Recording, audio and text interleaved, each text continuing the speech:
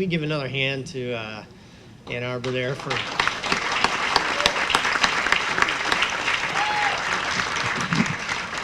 I know how tough that can be. Hello, ladies and gentlemen. I would like to thank each and every person who helped make this opportunity happen.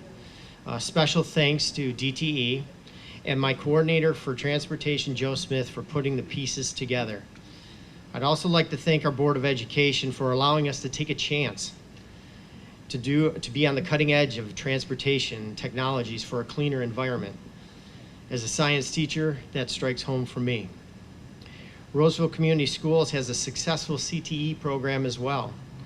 We hope to use this technology for kids to see the future and maybe in hopes to improve it as it goes along, because those children are our future.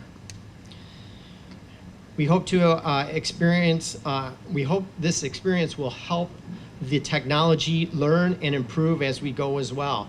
Today, we can make a difference for the future. Again, thank you for everyone for coming and supporting this initiative. It's gonna make a difference. Thank you.